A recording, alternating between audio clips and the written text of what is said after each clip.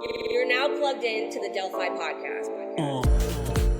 Hey everyone, welcome back to the podcast. I'm Tommy, your host, and today I'm thrilled to be joined by Shaw, who is the founder of Eliza Labs and does a zillion events. I don't know how he keeps up.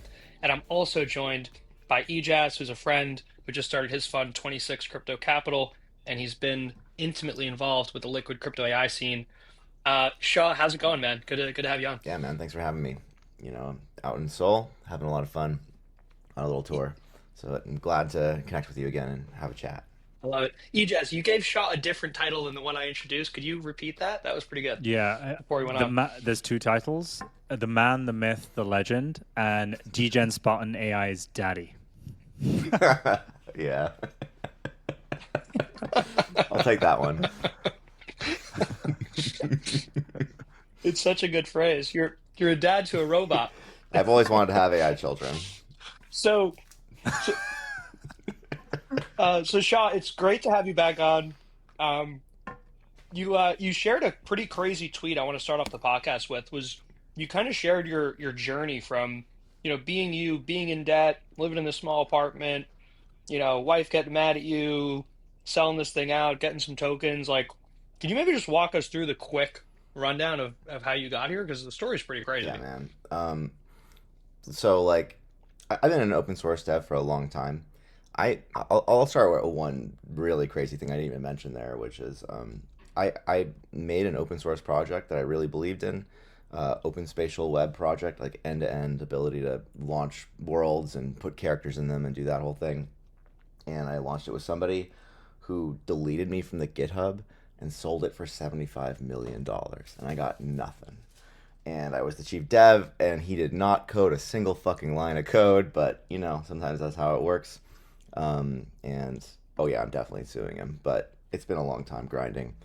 And so I kind of went from that to, like, being in a pretty bad situation of kind of losing everything and having, like, my entire reputation totally trashed and by somebody who made up a lot of bullshit. And I had to go from that to, okay, well, what do I do next? And it really hurt. It really hurt to, like, I think a lot of people ask me about, like, don't you worry about your source code being stolen? And I'm like, you have no idea. You just have absolutely no idea.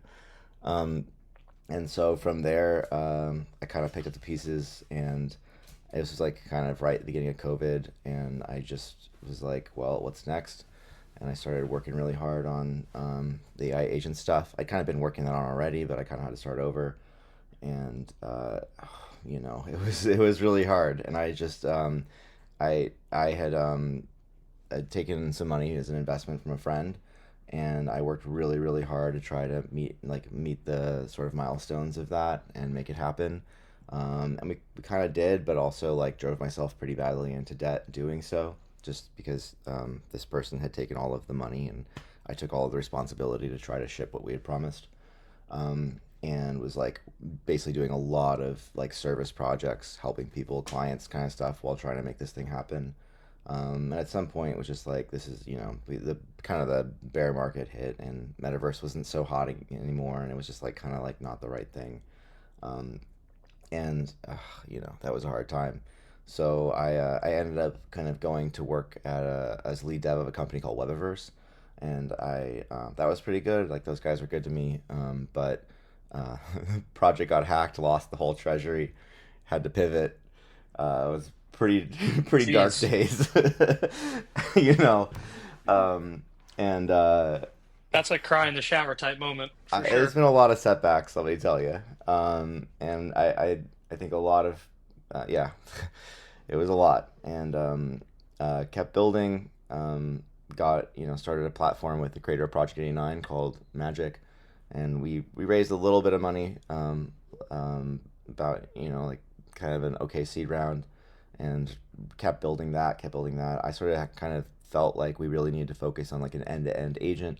He really wanted to build a platform, like a no-code platform for people to come and build agents on, and I just felt like if we gave them the whole thing, they'd copy it, but if we didn't, they wouldn't really know where to start. So we kind of got close to running out of money, and I was like, I just want to go work on the agent stuff. And I'd actually already started building the first version of Eliza on that platform, and This is my this wife is had insane. This is insane. It sounds like you've just been kind of trying things, beaten down, trying things again, beaten down, and this has been like kind of like a consistent part of your persona. In my perspective, I kind of like tracked what you've kind of put out on Twitter, and you've just been relentless, which, to be honest, is like a hallmark of any kind of like top founder in any kind of space, right? That's insane. Um, you mentioned earlier, and I want this to kind of like pivot into this to kind of like demonstrate how you are this consistently. Where are you right now? You mentioned you're in Seoul, right? What are you doing in Seoul? What have you been doing? It seems like you've been in Asia for like the last couple weeks, and it's been nonstop, like meeting with developer communities out there. Like, can you tell us a bit more about, what's been going on? Like, you're now at the center of this AI agent meta, right? This A16Z stuff, and you're still on the ground, like kind of like getting shit done. Like what's the move right now? Like, why are you in Asia? um, when we launched this project, yeah, I've been throwing a lot of darts against the wall, and just like I think anybody you talk to who knew me from then is like, yeah, Shaw's like the unluckiest and hardworking, the most hardworking person I know. I wouldn't say I'm the smartest or anything else, but I'll definitely take I worked really freaking hard and really tried to grind this thing out. Um, and once we kind of this AI16Z took off, I got a lot of messages from people over in Asia, especially China, but generally all over. Some of that was like a lot of fun, but generally, it seemed like we had a lot of supporters over there, and I met some people who are part of this community called the 706 community, and one of them came and like helped us to moderate our like Chinese channel in our Discord, and we did like a little hackathon together, and I got to meet all these devs and judge their projects, and I was just like, I got to go over there and meet these people. And so we just booked this little like, hey, I'm going to these cities. I want to meet all the devs. I want to meet everyone who's interested in our project. And people just like came out of the woodwork and put these events together. And I've just gone from event to event, like talking, meeting people, just it's crazy. Like crowds of people just getting, sitting there meeting every single person and talking to them about their project, sharing my Telegram and saying like, let's do something, let's get in touch. Like, just give me a little bit to catch up because there's a lot. Um, and now I'm in Seoul. I was in Hong Kong, and before that Beijing and Shanghai. Gonna go to Japan day after tomorrow. Have you seen anything crazy from some of these meetups yet? Sure. Like, has someone come and pitched you like maybe like a wild idea, or maybe they pitched you something where you've been like, huh, I didn't even think about that. That's super cool that you're building that.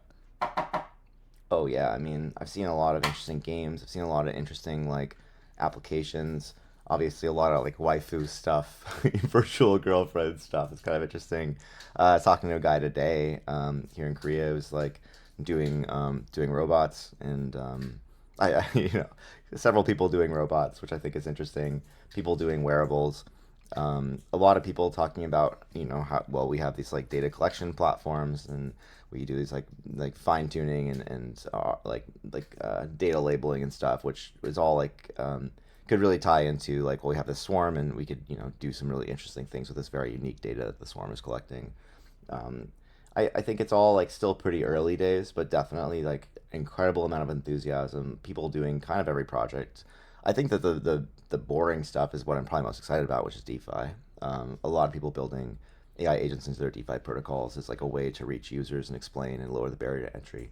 I think I said this before. I think that's really the killer app of like the next meta, the next few months. And yeah, I mean, a lot of Shaw, yeah. no, Shaw, this is a great thread to hit on, right? Like AI16Z is worth several $billion now. There's thousands of agents like deployed using the framework. If you go to Eliza's world, it's like a really easy way to see, what you have built and what's being built. And the developer interest is just off the charts. Like you guys have been trending globally on GitHub, which is nuts for weeks, if I remember correctly. And now it seems like we're sort of getting into this narrative where people are tired with these influencer auto reply agents on Twitter, and they want agents that are actually doing things, right? Like creating tokens, managing economies, managing ecosystems, like doing DeFi actions. Like, is this where you see it going? Like, is DeFi where you want Eliza agents to focus on, or yeah, what would be your view I there? mean, man, I'm tired of the reply bots.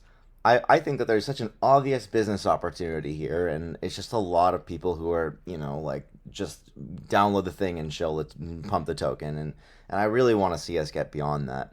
I think the things that I'm most excited about fall into kind of three categories, which are agents that make you money, obviously, uh, agents that bring their product to the right people, like find the customers that are looking for those products and bring them to them, and then agents that save you time.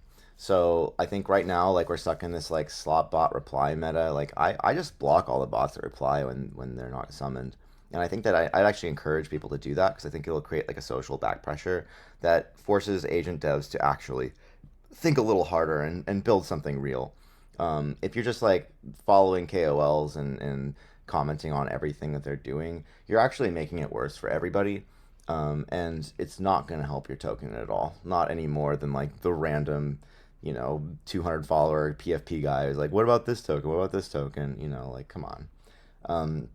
And so what I definitely I think I'm most excited by DeFi because it's like anywhere like there's a lot of arbitrage in anything that's like very valuable and like very obviously could make people money, but they just don't know how to use it. And I think that DeFi really falls into that category more than anything else I can think of. A lot, I kind of realized this in yeah. Sorry, go for it. No, what do you think some of those things might look like, Shaw? Let's start with like liquidity pools. A lot of people have a fear of using liquidity pools at all because of the impermanent loss that can be associated with the tokens, like your pairing kind of going out of range, or having a very wide range, and then people just don't like really understand how liquidity pools work. And so we've been working with people like Orca, and I'm also working with another team who's building something on Meteora with the DLLMs. And the bot automatically kind of looks and sees the potential of like, okay, cool, I could these tokens are going out of range, I'll pull them out, I'll rearrange them, can also like send the yield back to your wallet and just kind of like automate the entire experience in a way that's relatively safe for users to put their tokens into. I think part of this is also the meta of meme coins is like so volatile. Like actually, like at the beginning of a meme coin launch, they pump so hard that it's kind of like hard to LP them. But once they've sort of gotten stable, the volatility like really plays to your favor. And there is a lot of money to be made. And frankly, like I don't sell tokens. I pretty much just make money off of LP. And I've tried to encourage a lot of other agent devs to do this, but I've been shocked by how many like I had a friend come to me and he's like, I'm really struggling. I'm not making any money. And I'm like, well, have you like liquidity pooled your tokens or done anything? He's like, no, I don't have time. I'm like, dude, what? You're doing this wrong. You have like a whole supply of tokens. You should be doing something. You could be earning a lot of money off of the volume of your token. Like you have no liquidity, and then you could be liquidity. It's almost like a yeah. a yield strategy, right? Like if you were to like kind of dumb it down, if you could pitch it as kind of like an automated risk managed yield strategy, then I think a lot of people would kind of be more prone to using this. I mean, sure, you've said this over a number of different tweets, and I completely agree with you. The whole point around these agents is they're going to make these things, these blockchain pieces, much easier to understand and use. They're going to abstract away all the complexities, right? And the LP pool within DeFi is one of those things. I agree with you. These agents are almost going to like make these markets more hyper efficient, right?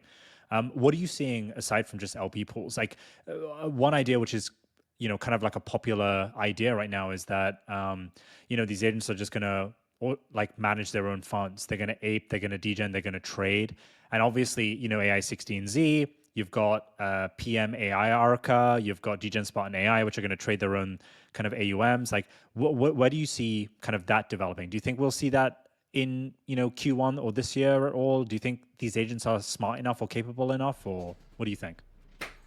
Oh, we're definitely going to see a lot of it, and I think that LLMs probably aren't the best thing to just do trading on right now. I do think that if you had the right like APIs to pull market intelligence from, you could make reasonably good assessments. I mean, if you look at like AI XPT, I read something like he's like trading at like 41% success on his calls or something like that, which is actually probably pretty good considering like most coins don't necessarily do well. But I think that I think like LLMs are not really very good at like complex decision making. And the more context you provide to them, the more reasonable they are. But they are just like predicting the next token. I think where they become really valuable is in turning unstructured data into structured data, which is like turning a group chat of people shilling to each other into information that you could then do something with. So like our core research, like we have a team of researchers, like PhD researchers working on a paper, and that paper is called the Marketplace of Trust.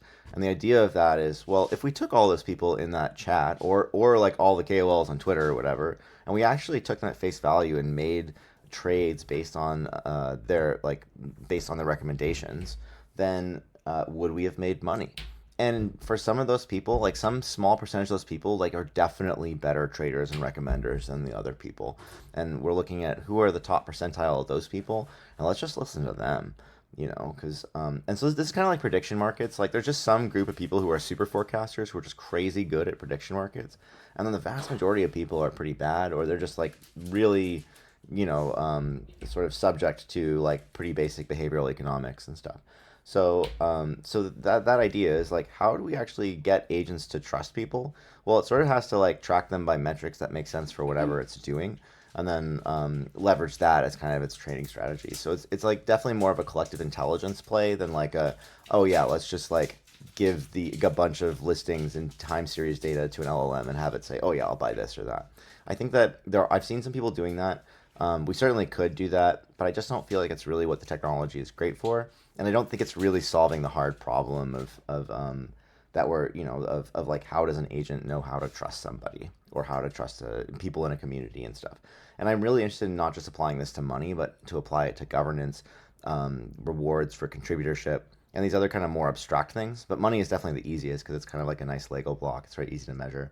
And I think and so we want to kind of do something that's a little bit more flexible and reliable than just like, cool, yeah, throw this stuff in an LLM. I definitely think you could do, like, it'd be really easy to build that agent, right? It's just going to buy and sell stuff.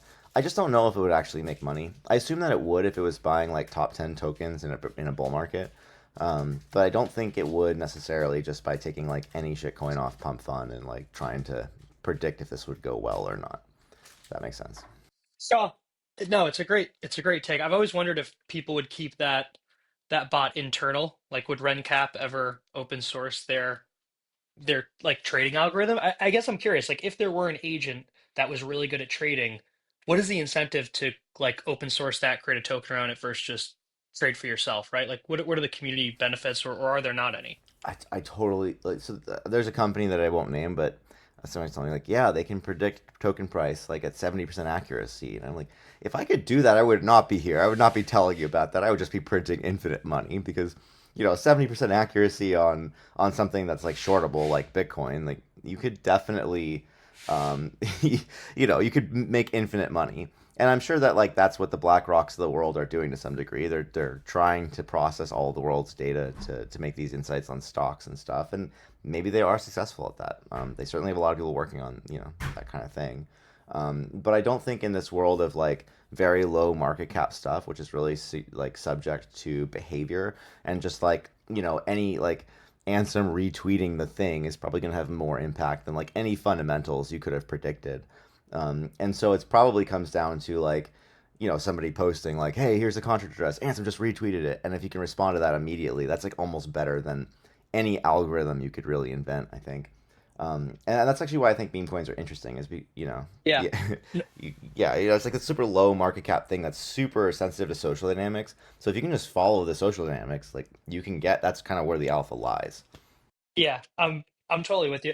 I guess I have one longer question for you. So my friend Vishal from Mythos VC, who we invested in, had a thesis pretty early on that the only way you really differentiate an AI is having, proprietary data to fine tune a model, a totally new model architecture, or like a different or unique business integration, like Microsoft Excel with their bot, et cetera.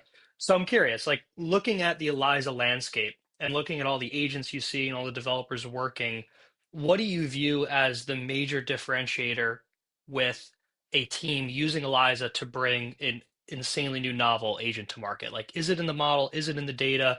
Is it in what Eliza provides? Like, what is it? Well, there's definitely this meme going around of like, isn't it just a GPT wrapper? It's like, well, I mean, like, is a website an HTTP wrapper? Like, is an application just like a, I don't know, a React Yes. wrapper, like Bingo. like it's actually more about the product and more about like, do you have customers using this product giving you money? Like that is the fundamentals of anything. I think models are extremely commodified. They're extremely expensive to train a base model from scratch, like in the hundreds of millions of dollars. And so yeah, I'm sure if we had like $150 billion like OpenAI's market cap, like it would be pretty trivial to say like, okay, cool, let's build the whole end-to-end training and train models. But then like, what's the maximum benefit of that? Okay, now we're competing with Meta, OpenAI, XAI, Google on who are all just like trying to edge out that extra like 0.2% on the MLU benchmark to prove that they're like the best model in the world. Um, and at the same time, they're like XAI is open sourcing the last version of Grok every time they release the new one. Meta releases everything they make, and they're just open sourcing and kind of doing it like a mind share dominance, and they really have like taken over the mind share of LLMs across the board. OpenAI is like basically ChatGPT is an OpenAI wrapper. Like I could build ChatGPT and sell it. The main thing they have going for them there is like brand. And they do have, obviously great products and stuff. And I just think that it's like the wrong space for any of us to compete in. I think we should be focusing on enabling developers to build products.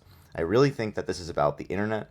This is about the future of like websites and products and how users like use applications. And it really like there's so many great like this is kind of the same thing like why DeFi is killer app of agents, which is there's all these great products that already exist. The infrastructure is already developed. They're just waiting for users and they don't know how to find them. Like you cannot Google DeFi protocol to make me money. Maybe you can find some lists somewhere and you can do your research, but like it's surprisingly hard to be aware of this stuff if you don't know what to look for. Um, and so I think that where the real value proposition is going to be connecting a lot of stuff that already exists and just changing the paradigm and moving from like being on a website with like a landing page, revolutionizing finance for, the digital age or whatever it's going to say, and bringing that onto social media where people actually are and like showing your product's use case and bringing, and finding the users that you would want to use it. Like instead of having the slot bot replying to everything I say, what about like going and identifying people who actually want what you're selling, and then go and try and help them to arrive at that conclusion. So if people are like, oh, I've got all these tokens, like what do I do with them? Like, oh, hey, here's a bot for that, or people asking questions on Reddit, like, oh, here's the solution for that. And so I think that this needs to not just be like AI agent is the product, but that AI agent is kind of part of it's like the interface to a product. And I'd like to see a lot more of that. I think I couldn't agree. Go for it. Couldn't agree more, sure. And I guess my question is, why do you think Eliza, the framework itself, or maybe even like the platform that you guys are building now, is best suited to kind of be that home space for developers and builders to kind of, answer that question, like, what do people need? What can I build to help bridge that gap, to help solve something that someone needs, compared to like maybe other platforms and other frameworks that other teams are working on. You've got like, I think there's these different frameworks. There's one in Python from Cerebro team. There's one in Rust from the Arc team. Like, what's Eliza's special sauce per se? I think language is actually part of it, not the whole story, but it is relevant. Like, there are more JavaScript developers building applications than anything else. We're currently communicating in a podcast app that's built on JavaScript. Pretty much every communication app you have, from like Discord to Microsoft Teams, is also built in JavaScript or like some sort of native runtime with the UI and the actual interaction stuff built in JavaScript. A lot of the backend. And there are more developers who are building on JavaScript and TypeScript than pretty much all the other languages combined. It's like just wildly popular, especially with the rise of things like React Native, and other kinds of ways of like deploying these apps. Like Tori is a good example. And so I think there's just like a large developer base, especially anyone who's like built on EVM before, has downloaded Node.js and run Forge or Truffle or one of these, and is like familiar with the ecosystem pretty well. And so I think you're just like tapping something that if you've ever made a website before, you can also make an agent. Python's not like a particularly hard language, but it's not super like easy to package into different form factors, like running it in the browser, running it embedded. And it's for a lot of people get stuck just installing Python. Like the ecosystem is a fucking mess. The package installer situation is crazy, and it could just be as simple as like people are like, I don't know, I can't get the right version to work. Although I think Python is also like a good way to build backend stuff. But generally, I used to build a lot in Python. I built all my agent stuff in Python, and I just came across like there are some really technical reasons why it's not great. Like it's just kind of bad at asynchronous programming, and like you have to like you just the way you manage async in it's kind of stupid. It's not great at string handling because it uses like tabs and or spaces for the way that you structure code. And I just found it like really annoying. And I was kind of turned on by another friend who was doing a lot of agent development in TypeScript, and I just realized like, well, that's obviously the way. And so that's like part of it. The other part is that like we were just giving you an end to end thing. When you clone it, it just works. And I think Arc is a cool project, but there are no connectors for it. There's no social connectors. And there's other projects that are like Zero Bro is cool. ZeroPie is cool because like it is kind of just like, you know, it's just social connectors basically and like loops to reply to stuff. And then there's like a lot of other projects that are kind of just a LARP where it's just like, cool, you got some ChatGPT talking to itself. You made like three agents chat with each other in like your command line, but does it actually connect to social media? Does it connect to anywhere? And I really think like what these frameworks are is kind of the body to the brain. Like definitely the LLMs are a powerful brain, and what we're really building is like the body, like the thing that actually bridges that over to these like different clients and stuff. And just by providing all that in a box, I think we're like dramatically lowering the barrier to entry as well as like the amount of code that anyone needs to write to deploy a product, and they can just focus on like their product, make a character, pull in your APIs. We have a like really simple abstractions for like input, output. You know, input is called like a provider, and that could be anything you want. You could get the news, you could get relevant memories, you could get like kind of your like Zach XPT or sorry your AI XPT style APIs, you know, of like market intelligence and stuff that's relevant to whatever someone's talking about. Go like look up the coin, pull all the data down, and then you have another yeah. Hey, Shaw, Mm-hmm. so sorry to interrupt. This is fascinating. I guess like I'm not a developer, right? But every time I see a tweet about Eliza, I see like hundreds of new features being released. You ask for things live. Like I think you just asked for um, all the agents to have voice through 11 Labs or something recently. Like the dev flow and the amount of features being released is ridiculous, right? It's very high. But as a non-developer, I don't really understand what that means, right? Like if I have a killer model, do I just sort of bring it to Eliza and this thing is live on Twitter? Or can you maybe bridge that gap for me? If I'm an agent builder and I'm approaching either, Eliza or a competing platform, like, what do I get in maybe non-dev Yeah, speak? I mean, you pull the code down onto your computer, you modify your character, and you start, and you're kind of out of the box gonna have a bot that can shill and do whatever, like talk about whatever you want.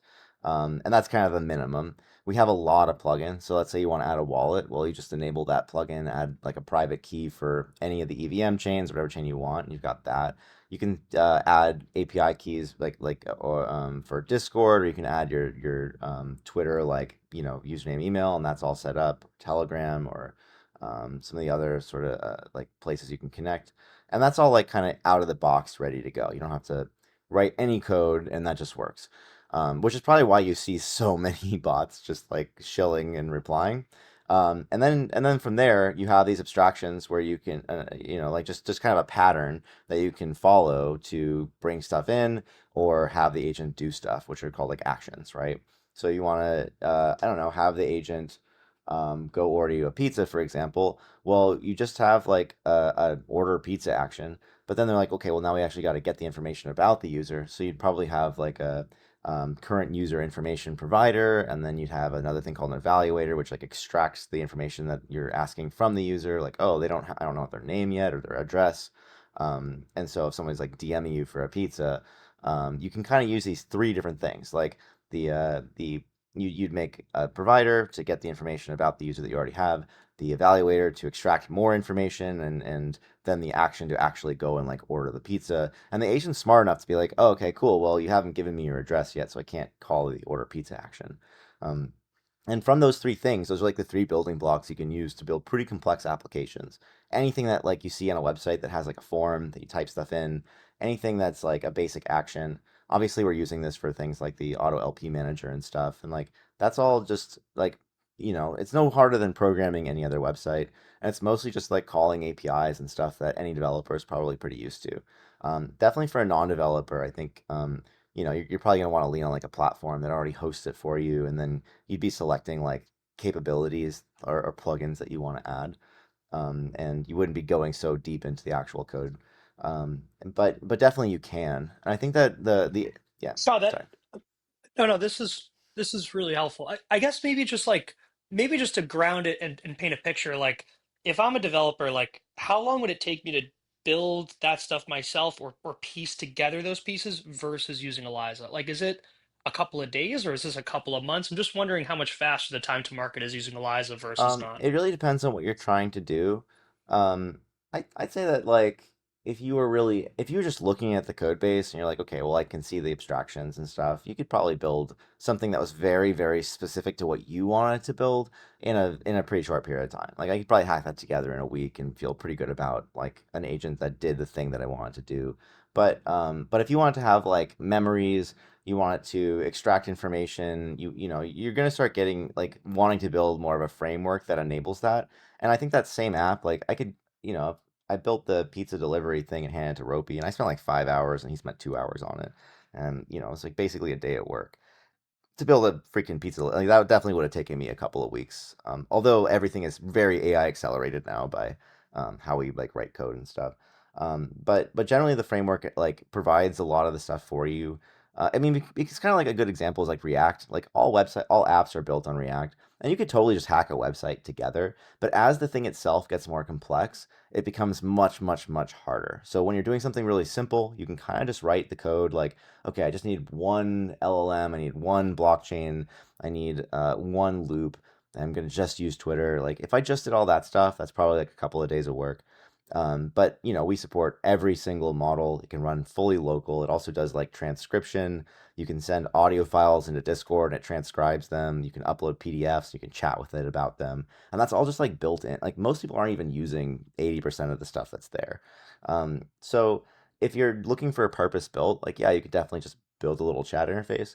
But if your goal is to like build a full-fledged agent that can do a lot of stuff, then you definitely would probably want to use a framework that already handles a lot of that. And I can tell you, I That, spent that many months building this, many, many months. wow, that makes sense. I mean, I'm just kind of like looking at some of the stats for the Eliza framework, and I think you guys have like over something crazy, like over 48 plugins right now, and there's so many, Git pushes to like launch even more. It kind of sounds to me, sure, that the if I were to summarize the advantages, yeah, it's easy to spin up an agent on Eliza, but also its main advantage is being able to build custom or purpose built agents that are kind of unique, that have this kind of extra little source in them that can do something that maybe some of the other agent platforms won't be able to enable, right? And then I kind of like look at like some of the other agent platforms being launched and their advantages that they have, right? Which is like easy, quick design, deploy, no code kind of stuff coming out. So is that a fair comparison, do you think? Do you think like Eliza is like kind of like best suited for like some of the custom unique built agents, or what do you think? Yeah, I mean, you could take the entire arc, entire rig, I mean, sorry, the entire ZeroPi and the entire game framework, and you could take all of that and put that in like like lines of code wise is still significantly less code than Eliza is because there are so many different things in there. And even just taking the plugins out, just the core is like doing a lot of stuff. Like it's got speech to text, text to speech, transcription, PDF Wow. handling, image recognition, all that stuff is just baked in. And so that's probably like pretty overkill for some people, but definitely like it enables like a very wide array of things to happen, which is why people are doing so. I think pulling this off and doing so many things. Like there's agents that are like their entire thing is like Eliza plus well they used our pump fun action, or like Eliza plus they like oh they generate images and video and stuff and like that's all actually just built in. And I'd love to see more like somebody actually posted like what happens if you just turned all the plugins on at once. Yeah, I was And my just goal thinking is, that. I think that eventually the agent will be able to write and do plugins from scratch because there will be so much example of existing plugins that are somewhat similar, and this is all getting trained into the model. Like part of this is once you pass 100 stars and you get a certain certain thresholds on your code base, all of the companies like OpenAI and Claude are actually like scraping it and training it in, and this is part of our loop is that eventually it'll just be able to write new stuff. Um, Although Wait, that's a wait, little wait, bit, wait. a little Hang lengthy. on a second. Hang on a second. So theoretically, if the Eliza GitHub repo goes over a certain threshold of stars or forks or Git pushes, whatever you just mentioned, then all the top LLM providers kind of like, or top companies start kind of scraping and using Oh like the yeah, Eliza activity as kind of like dude, that's insane. yeah, that's That's part of the insane. It plan. becomes like an open source resource. Exactly. Especially if it's got good documentation, that all gets scraped too, and we put it all inside a single repo, so like the entire thing gets pulled in. And that's like definitely a big part of what I was thinking when we're like open source this thing is that it's people are like, well, it's an LLM wrapper. It's like, dude, that LLM is trained on our code base. Like, do you not see where this is going? Yeah. So yeah. Yeah, I also kind of like think about this like if you guys are let's kind of like say that Eliza becomes the richest repo, and I don't mean by wealth, but I mean by quality of enablement for any kind of agent developer. I feel like you guys are probably best primed to attract the types of developers that aren't just crypto native, but may come from a more traditional AI and ML background, right? Is that something you're seeing, or is it like Oh primarily yeah. all crypto? Like, tell us more. No, I feel like we're really breaking through. So there's nothing about Eliza that is like a crypto project other than it has a lot of blockchain integrations, but those are all plugins. I think that I've noticed that the trending on GitHub thing has actually been helping us a lot to break through to the Web 2 people. Like people coming over and being like, oh, I'm just using this agent framework for, stuff because it just For seems like sure. the thing that people use. And I'm personally just very interested in sort of normalizing. I just think it's ridiculous to be anti-crypto when it's very obvious to me that like 99% of agents are going to trade 99.9% of tokens in the future, and like that's just like crypto is the native token of agents. You can't give a try giving it a PayPal account. Like I dare you. It's not exactly easy. It's where we can just like turn on a wallet and generate a private key and you're good. So I definitely like unfortunately the skill level of the vast majority of like the degens is not exactly super high, but there are some really really talented devs in there who are like serious builders who I think our project has really a talent like attracted. And then inside of the research community, like there are a lot of people who I think like crypto but are sort of afraid of it, of like being labeled a crypto guy or whatever. There's like a lot of stigma, especially like in AI. But like the alternative for them is to either like ask for a grant or raise money from venture capital. And like a lot of people just struggle with that stuff. And I think once they realize like, wait, you can just build things and people support it, it really changes their opinion. So yeah, we've definitely been getting some traction from the non crypto folks, but much more the people who are like aren't actively degen traders, but are just like, yeah, crypto's fine, but like this Asian stuff, this is really cool. The people aren't like actively hating on it, but and are open to it. They just want to see it actually bring value. I think it's totally reasonable that like a lot of people just see like shilling and hype and vaporware and are kind of turned off by that. And I think the more we show them that like this is real stuff and like there's real research behind it, there's real engineering behind it, the more they warm up to the whole idea. So definitely not as many people as I'd like, but like it's definitely Hey, Shaw. yeah. No, no, this is a huge differentiator. I mean, one of our main reasons for investing in News Research was their ability to bring in traditional, AI devs from San Francisco. The fact that you're doing this, also and at scale on GitHub is just incredible. I maybe like one question for you is maybe just going back a bit to my original question on the differentiation on the model side. Like you're now creating a community where people are creating, hundreds, thousands of agents, all differentiated, all, while also furthering the Eliza framework, all the plugins, et cetera, right? So you're on this very cool arc and trajectory forward and upward, right? I guess my question for you is eventually you'll be pitted against OpenAI and traditional AI labs in terms of what these agents can do and what their agents can do, right? And so I guess my question for you is, how do you view yourself competing with OpenAI's next and next model after that? Is it this swarm of agents built on Eliza working together? Is that the differentiator, or is, the comparison I'm offering you just, not a good one and doesn't make No, sense? I think it makes a lot of sense. There's a few things. One, like when you launch Eliza by default, it launches a new model, which is a fine-tuned llama model that, like the Hermes model, which has been trained by News Research. And I really like what they're doing. We definitely follow them. I talk to them a lot. A couple of their guys are big supporters. Someone like Roperito, who works at News Research and also is an agent dev in a kind of our community. And they obviously helped like launch the God and Satan bots and He and some of the other bots in this space. So I think that like we could say, okay, yeah, we're gonna do the models, but we also have partners like that who are incredibly, incredibly like far along with all that stuff on their own. And I just like instead of competing with them, I'd rather like ally with them and kind of fill out the other side of that. That's like a really good complement to what they're doing. Um, I like I think that people don't I think that that's the one side. People obviously say like, well, do you train your own models? And it's like I think if people realized how trivial it was to train a model, it's literally one line. Like if I go to together.ai, I can take one command line and point it at one JSON file, and I can start fine tuning a llama model within like 5 minutes. It's really, really, really simple now. And there's like a whole lot of great tooling for making this a thing. Um, People do not understand that. no, That is yeah, nuts. it's shockingly simple. Yeah, Now, that what Noose does, like, is actually not like some crazy fine tuning recipe. It's actually data. Like, they are collecting and curating data, and that's like their secret sauce. Is that you can't just get the data. It really is quite a lot of effort to collect it, prepare it, clean it, and they're focusing on a different kind of data than like OpenAI. And this is really our market differentiator and theirs as well.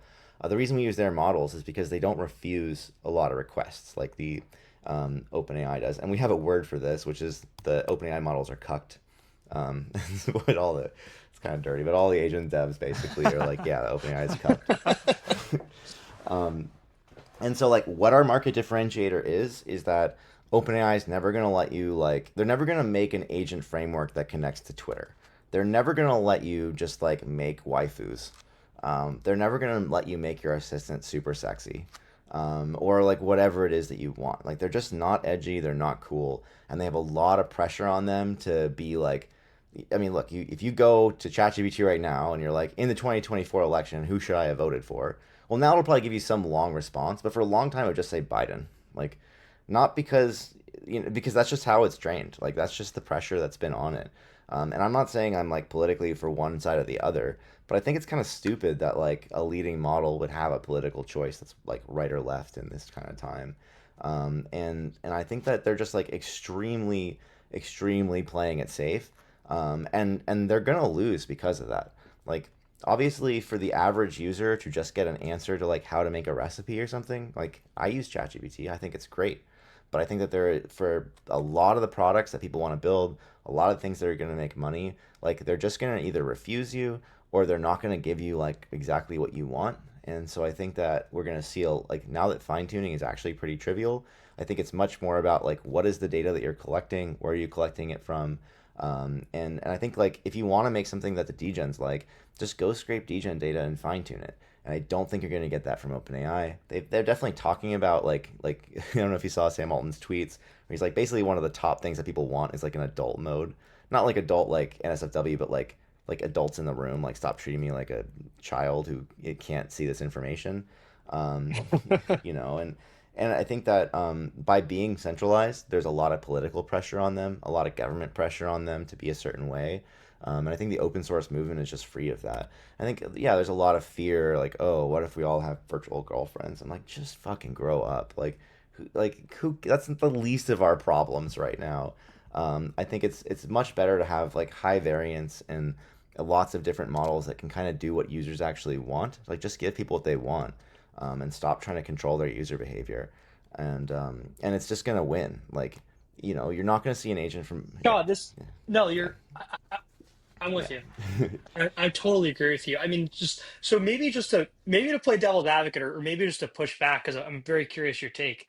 Um, OpenAI obviously has obscene amounts of funding. They're worth I think 180 billion. They have a lot of talent, minus a lot of founders and key people who have left. And they also have the lead on reasoning and all of these things.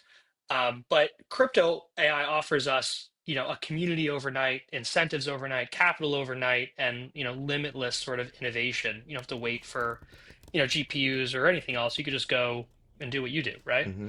Um, what path do you think gets us to AGI faster? The crypto path or the I OpenAI think it's path? not really one or the other. I think it's kind of all of it working together. And I think this is like the silly thing of the rapper thing is like if the biggest companies in the world are all doing something, then why is us competing with them going to accelerate it?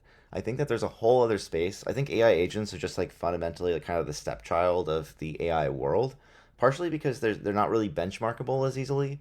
It's pretty hard for like a PhD researcher to say like, oh, this agent has scored more on the blah blah blah without like significant like subjective kind of effort in engineering. It's much easier to like create a new mathematical model or say like, hey, we've got this new attention mechanism, and the researchers are really good at math, like like on a level that's kind of hard to comprehend.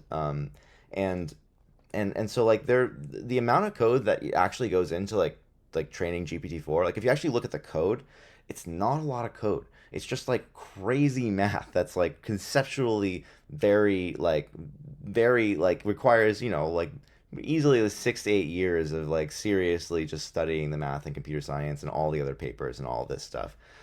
And so there's kind of they're not super incentivized or they haven't been in like academia to pursue this more like agentic side, which is much more just like basic engineering of like just sitting there and interacting with agents and like seeing how they respond and solving the problems. It's a much more creative kind of endeavor. And so a lot of people who have gravitated towards agents are either like publishing research that's kind of meh, like, oh, we made this stock trading simulation, and you look and it's just like a bunch of bots with a system prompt like you are a stock trader, which I just don't think is the thing. Or just like a lot of really schizo people, frankly, who are like, oh, the thing is sentient, and like, okay, all right. Um, Hang on, wait. Speaking of sentience, sure. All right, this is probably a good way to pivot. Um, you've mentioned many times on X that the goal is open source AGI, right? And you've kind of like been saying that for a while now. What do you mean by that?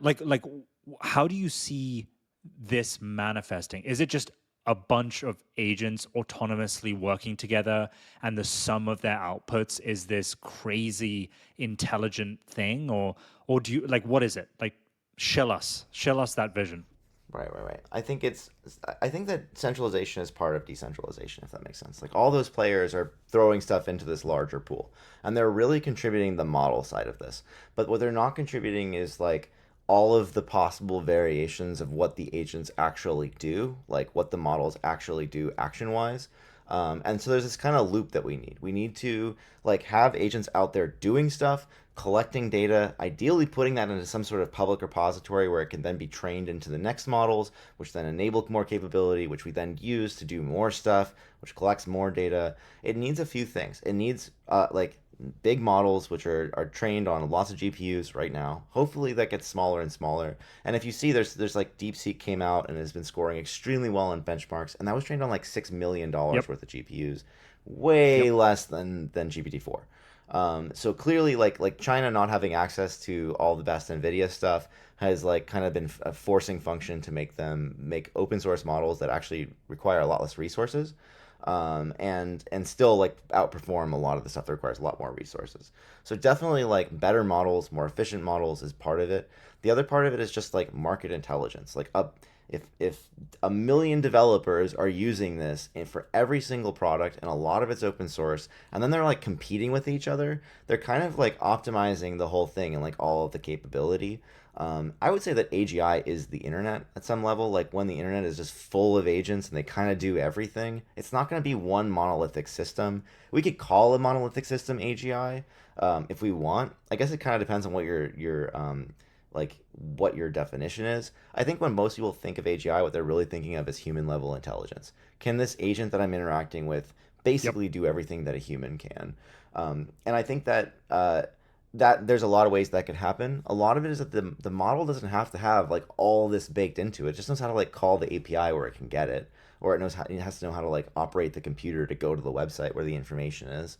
And so I think that if it has like general capability to use your computer in the same way you do, it has like really good memory system. It has a lot of like just functionality that you'd expect, and then eventually it's tying into like an actual robot that walks around, which is obviously coming. You're gonna be like, okay, well, damn, that thing is like definitely AGI, like for sure. Although, like, I think we'll probably somebody, in AI land, people have kind of said like AGI is the thing that computers can't do yet.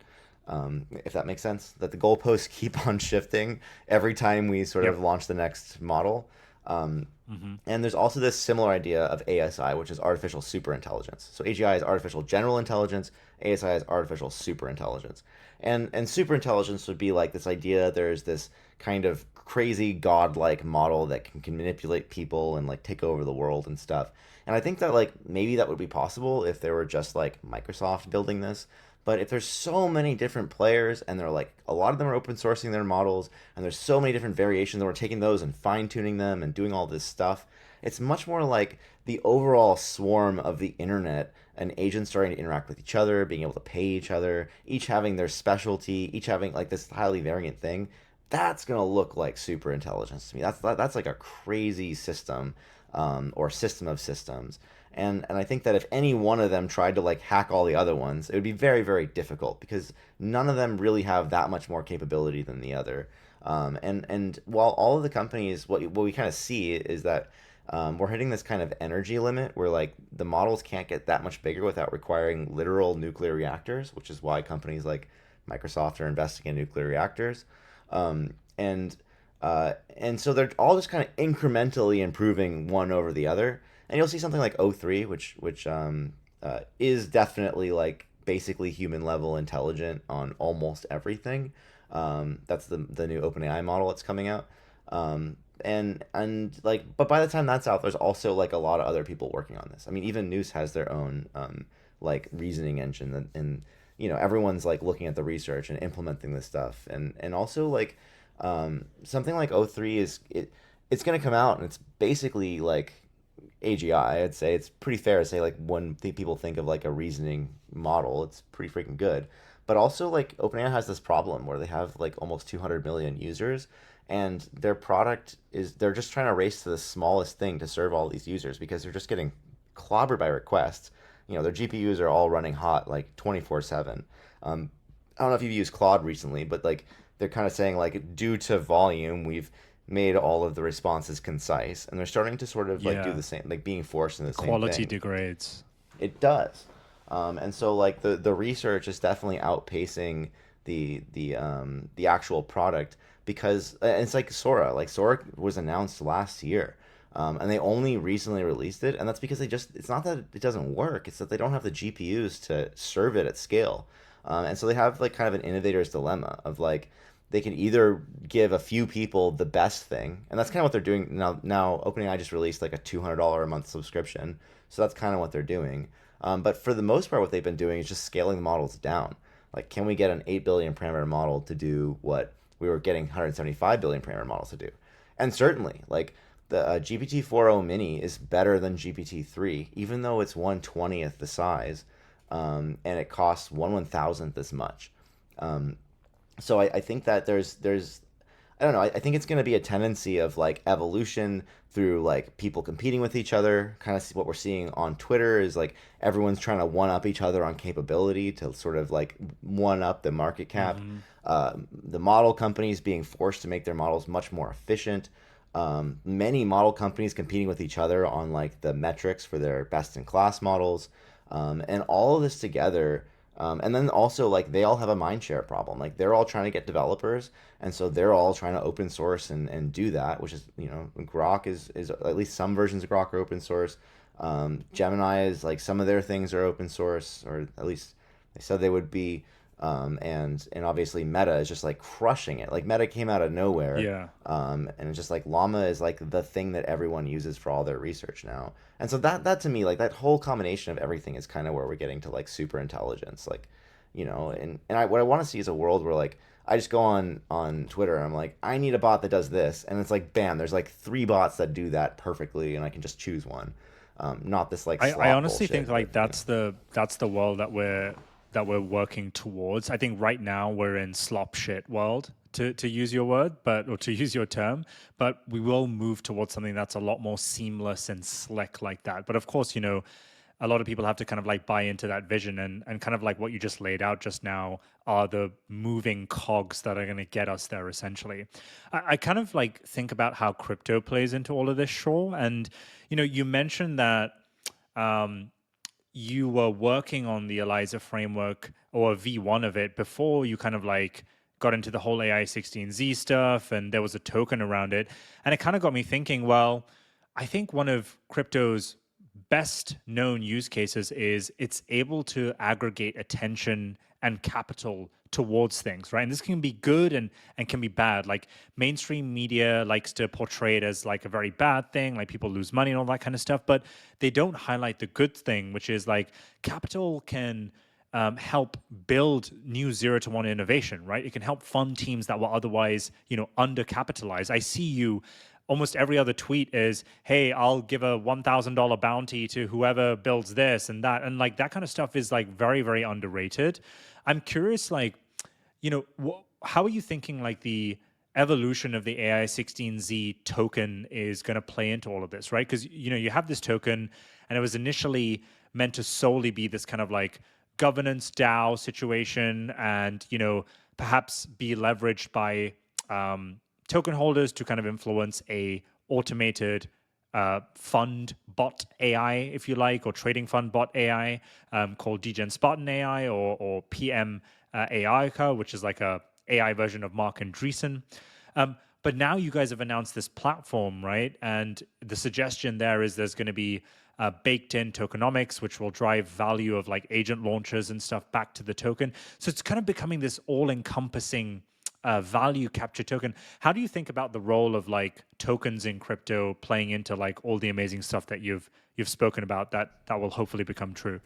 Oh yeah, if you think about like intelligences, I think that the market is a form of intelligence. Like it identifies opportunity, applies that capital to it, people compete on it, and it basically optimizes down to like the best version of things. And then there's 5 of those, and they're all competing until it, ideally becomes like a fully formed kind of thing. And I really think of like a lot of like a big part of the equation here is applying market intelligence and competition to things. So I think that I think crypto is absolutely part of it because it creates this like it's 2 things. One, it crowdfunds projects that are driven by what people actually want and not by what like some VCs in San Francisco want or think is valuable. Although they have a lot of insight and good opinions, a lot of times they also just drive stuff into like, well, invest in founders. It's like, do you mean the founders who live down the street from you, or do you mean founders? And I think that it's very much like a Silicon Valley bubble, which sort of like creates some value, but also like prevents a lot of the more decentralized just allocation of capital to the right people. And there's sort of like like the hype is sort of like, what do people actually want? Like what emotionally gets them? And if you could deliver that to them, a lot of times they're going to be extremely psyched. And the main problem with crypto is that people have hit that emotional tone, but then haven't delivered, right? And if they did deliver, most of the things that people are throwing money at, I think people will be super excited by. Like if there is actually a bot that gives you like perfect market insights, like yeah, that's worth a lot of money. That's worth infinite money, really. It's just that like sometimes it falls short. But I do think that as more serious people, and especially more of this like sort of auditable stuff, like open source is auditable. Anyone who actually knows how to code can go and like read the stuff and be like, okay, that's legit. And when you can identify like the legit opportunities and those opportunities speak to what you really want, then like it just gives you a way to directly get exposure and to invest in those things. And I think one of the frustrating things about the world as it is that like you just can't invest in OpenAI. You can't invest in most of these companies unless they go public. But by then, it's like, yeah, you're gonna see what, like a 10% return over 6 months or something. Like, okay, cool, the market's going up, but it's not gonna be like yeah, I got in early on this thing, and now I have generational wealth because I funded the future, which I think is like the ideal dream for a lot of people in crypto. So I definitely think if we could kind of like figure out better ways to prevent scammers and prevent like stuff, and this is where I think open source and having open development, people like streaming and being open about what they're building, then it kind of enables like a lot more efficient market like capital allocation than I think what we're seeing, and I think that's just going to massively accelerate all of this stuff.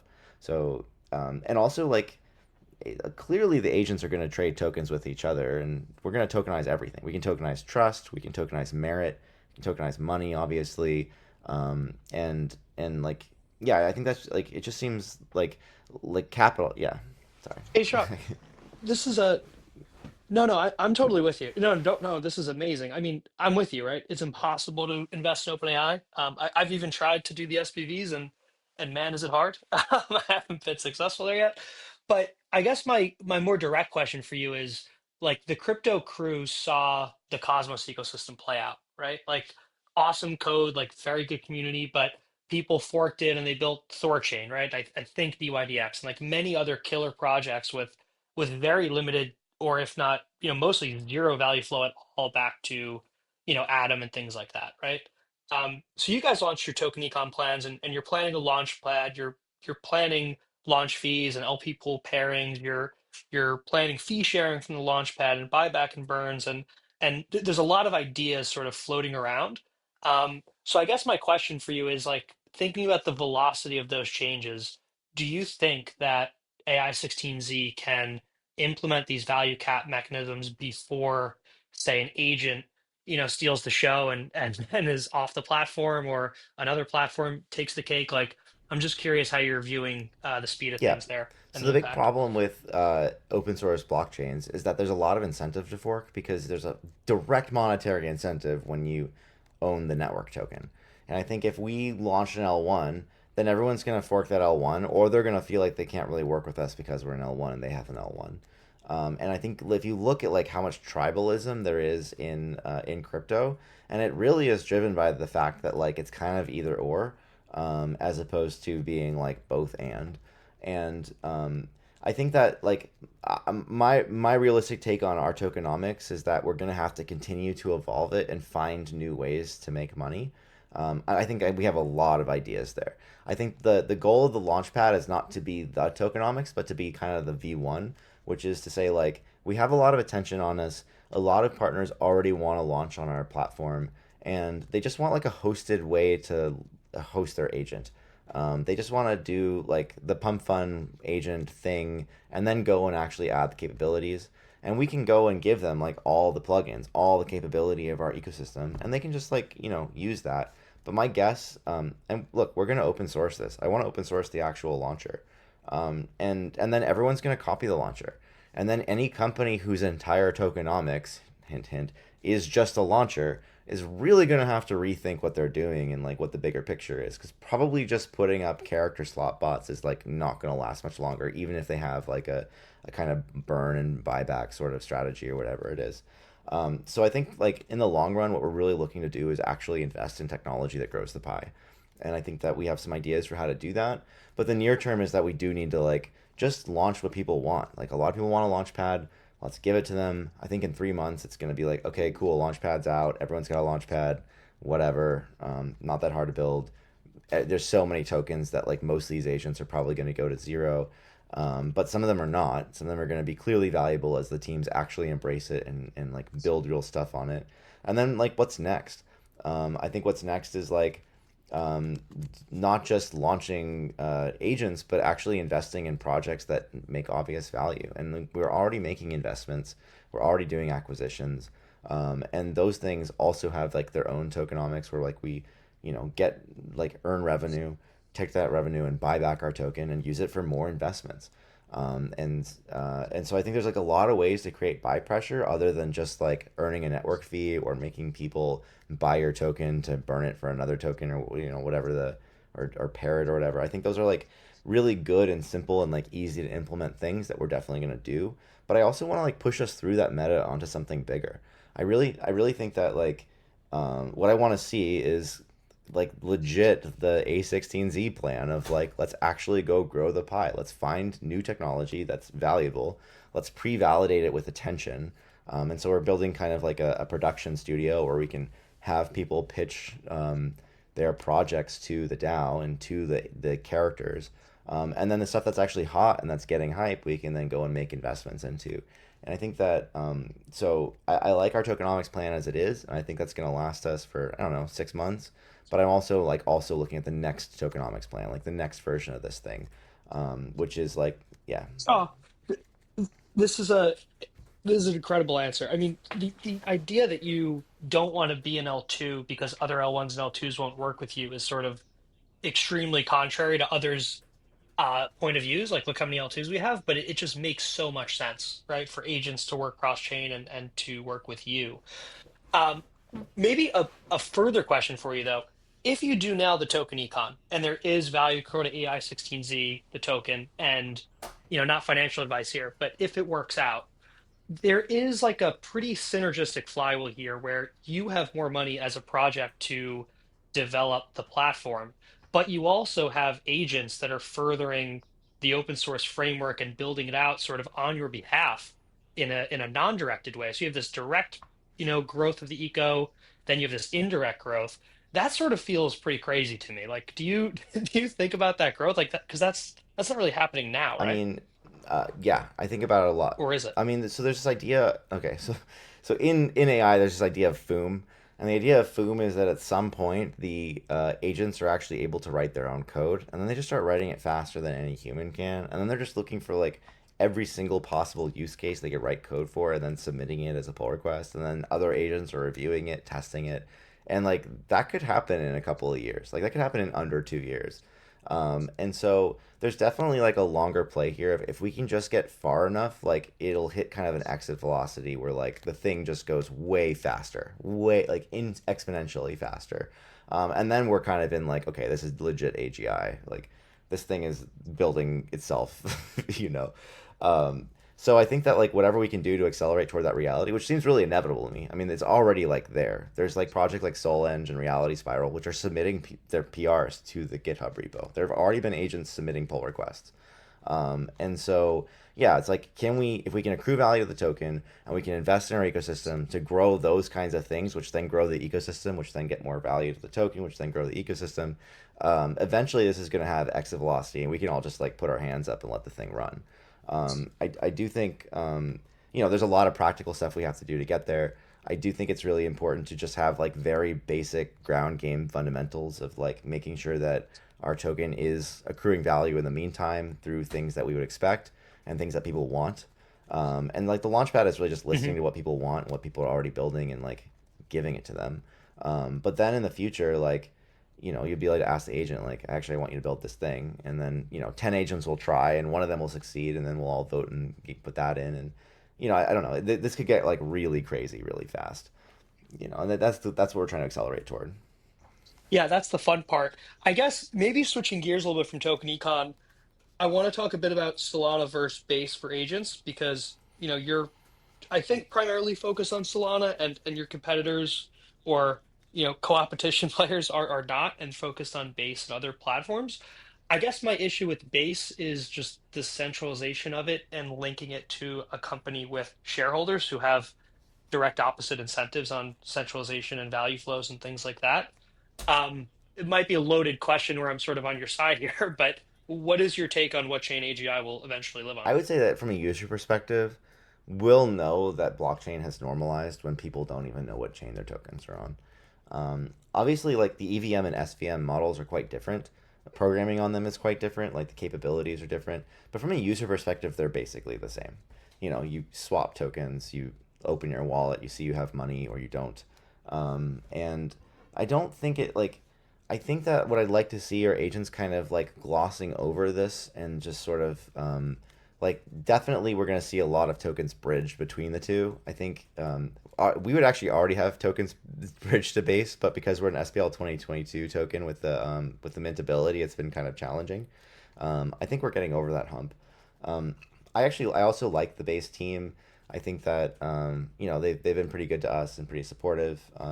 So I don't want to say like, you know, I don't think I personally have a pick. We really went with Solana because that's where the users are, and I think that as a product person, we should just like put our ideals down and look for like what are people using and just give them what they want, and give it to them where they want. I think that you know our agents, like you can launch a base agent today. It totally works. There's no limitation. You can launch like a Starknet agent today or whatever your thing is that you like. Um, I do think that these ecosystems have really been split by like the price of their respective token, or if they have a token or not, or like who the people who are already building on them are, and like what the infrastructure is. A lot of what we chose Solana is just that like DAOs.fun was on Solana and the users were on Solana. I'm pretty agnostic, and I think that like the best play here is to sort of cover all the bases, just watch what people are actually using, and then give it to them there. Um, you know, so I don't know. That's my contrarian take. Yeah, that is a no, it's a very fair answer. I mean, I have a ton of respect for the base team and the projects building there too. I definitely want the enemy or the competitor to be Web 2, right? Not our Web 3 cohorts. Um, but Shaw, maybe just one more I have to ask you. Um, I think we all agree that these slop influencer agents are going to zero. So there's sort of this time period where they don't do well. And then we have performant agents doing real utility type actions and performant things. But there may be a gap between those two. Do you view that as a soft landing? Like those go to zero and we get the agents and a natural transition? Or do you view like a pretty big time gap until we get to these really performant agents, well after people get burnt out of these influencer ones?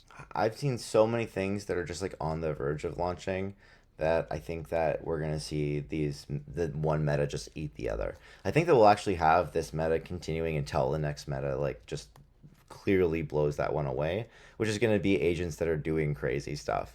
For like legit crazy stuff. Like, oh, what feature should I build? Oh, how about this? Okay, cool, I built it. Can you go to test it for me? Like, you know, I don't know, whatever. Or like, hey, I've got this really cool product. Or hey, these people are actually coming and making money with this. Like if people can make money off an agent, that agent's probably going to go real well, you know, from that point on.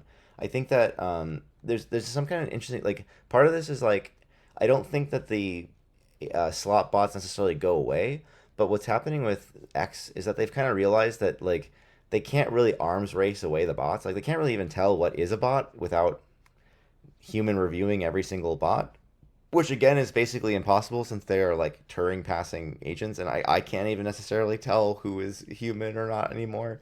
Um, and so their solution has been to just make the algorithm more punishing of people who are annoying. And so if you get blocked now on X or you get muted, that like and a lot of people block you, that actually is like the biggest signal to sort of like shadow ban you, and the agents just won't get a lot of traction if that's the case. And I think that what we're seeing, like I just block the bots that reply if they don't have any business replying. I think if they're not summoned and they're not offering me anything, like I don't really think we want that on the platform. And I think that's why we want this social agent thing to happen is because it kind of creates a self-aligning force. We're all like we can all reject this and we can just like have a conversation about it online and then go block the bots we don't like. And then those developers are gonna be like shit okay I gotta do something. I gotta one up my game, you know. Meanwhile all these other agents are coming out that are doing impressive stuff. And I also think we just haven't seen the meta of like DeFi really hit agents quite yet because the teams are still building that stuff. But I think in the next month you'll see a lot of things. I also think we haven't seen like agents that go and find users for their product. It's a lot of just like shilling under KOLs and stuff. But imagine that, you know, you have any need and that agent's like, oh, cool, I've actually got the solution for that. You're not going to block that agent. You're going to be like really thankful that that agent was like basically the new Google, or, you know, that social media is the new Google for the product you actually wanted. And I think that this stuff is like not hard. You could definitely ship something like that in a week. I think just need the incentive to do so. And I think that they basically like I have a friend who gave me this great analogy where he's like, currently we're in this space of like dogs playing poker. Like if you walk into a room and you saw 4 dogs playing poker, you'd be like, holy shit, there's a bunch of dogs playing poker. That's incredible. Like this is the craziest thing I've ever seen. And then a couple of weeks go by. Yeah, and a couple of weeks go by and you're like, but are they good at playing poker? Like, are they actually making money or are they just like holding these cards? You know, like what are they actually doing? And like once the novelty wears off, I think that now it becomes like, okay, like who's got the best dog actually, you know, who's got the best poker playing algorithm or whatever.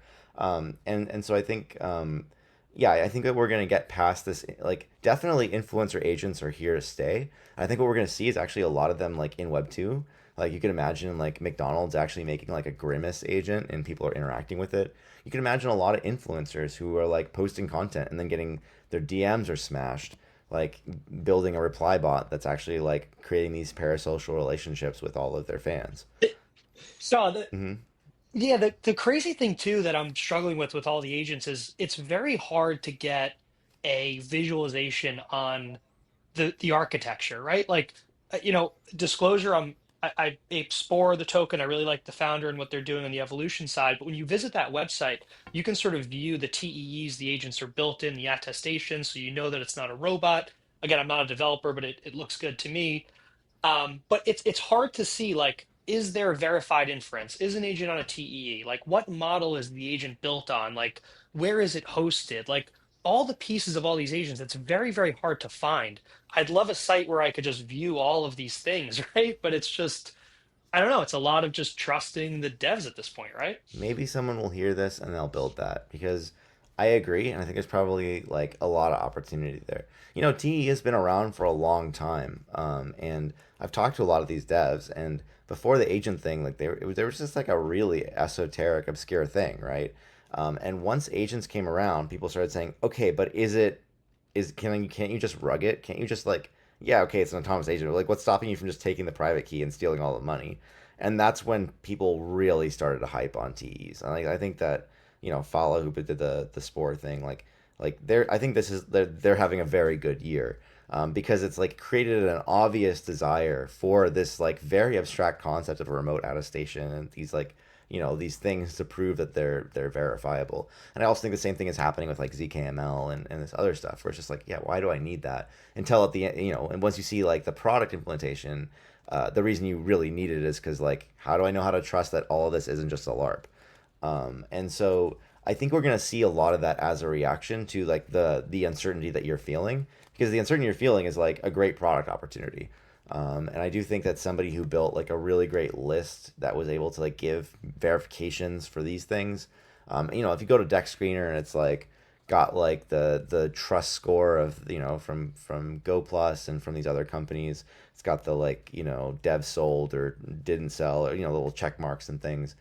You can imagine the same thing for agents. And I also think that like there's going to be a lot of incentive there to open source, because if the code is relatively cheap and the main problem is trust, then like why not just open source it and let everyone look at it and see? And if there'll be like kind of a Zach XPT of developers, I think, who's like saying no, that's garbage, or yeah, this is legit.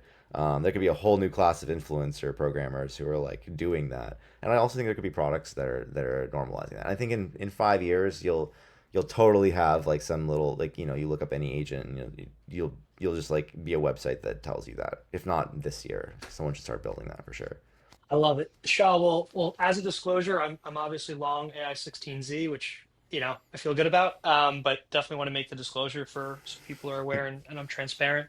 But Shah, it's been an absolute pleasure hosting you, man. Just watching the growth and everything you've built and the community built. It's really awesome to see. And I'm glad we were able to host you. And EJS, thank you so much for No, co-hosting. thanks for having me. Sure, this was awesome. Yeah, thanks guys. A lot of fun. I'm a little Enjoy Soul Show. Yeah. Definitely catch up Awesome, soon. guys. Take care.